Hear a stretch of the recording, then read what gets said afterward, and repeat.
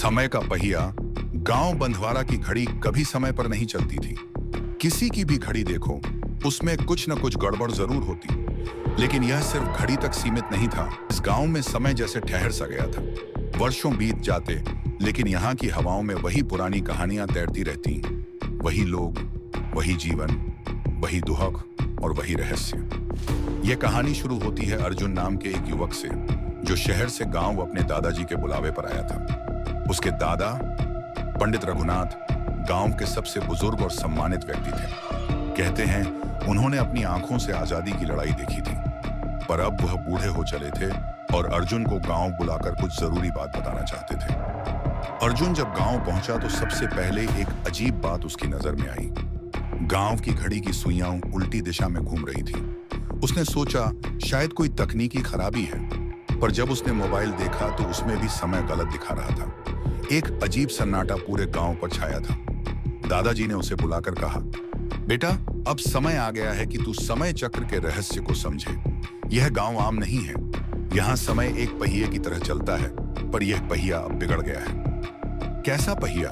अर्जुन ने हैरानी से पूछा। यह एक प्राचीन यंत्र है जो मंदिर के नीचे दबा हुआ है। कहते हैं ऋषि अत्रि ने इसे स्थापित किया था ताकि गांव की उन्नति बनी रहे, पर किसी ने उस पहिए से छेड़छाड़ की और तब से समय में गड़बड़ी आ गई। अर्जुन को यह सब किसी पौराणिक कथा जैसा लगा, लेकिन जब उसने गांव के लोगों को देखा, कोई बीमार था, कोई मानसिक रूप से असंतुलित, किसी के खेत सूख चुके थे और कोई अपने ही जन्मदिन को पहचान नहीं पा रहा था, तो उसे समझ आया कि यहाँ कुछ तो गंभीर है।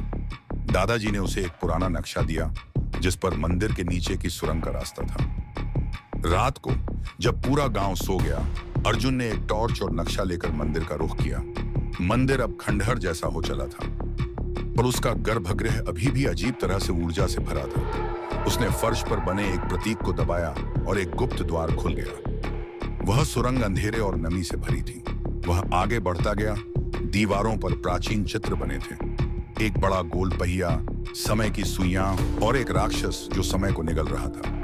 कुछ दूरी पर उसे वह समय का पहिया दिखा, एक विशाल चक्र जिसे देखने मात्र से मस्तिष्क भ्रमित हो जाता था। उसकी सुइयां उल्टी दिशा में चल रही थीं और समय पीछे की ओर बह रहा था। अर्जुन को ध्यान आया कि दादाजी ने कहा था, अगर कभी पहिया बिगड़ जाए तो उसे दोबारा संतुलित करने के लिए सही समय पर सही मंत्र का उच्चारण करना होगा। वह मंत्र भी नक्शे के पीछे लिखा था। जैसे ही उसने मंत्र पढ़ना शुरू किया, पहिया और तेज घूमने लगा। सुरंग हिलने लगी, दीवारों से धूल गिरने लगी और अर्जुन को ऐसा लगा जैसे समय उसके शरीर के चारों ओर चक्कर काट रहा हो। मंत्र पूरा होते ही एक विस्फोट सा हुआ और सब कुछ शांत हो गया। पहिया अब सही दिशा में चल रहा था। अर्जुन का सिर चकरा रहा था, लेकिन वह जैसे तैसे बाहर निकला। जब वह गांव लौटा तो सब कुछ बदल चुका था।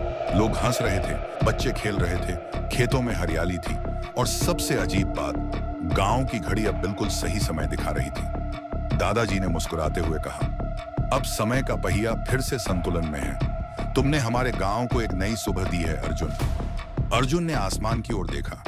सूरज की किरणें साफ थीं। समय फिर से चल पड़ा था। समय की शक्ति को कभी कम मत आंको। जब समय रुक जाए तो जीवन भी ठहर जाता है, लेकिन अगर सही व्यक्ति सही समय पर सही निर्णय ले तो समय फिर से गति पकड़ सकता है।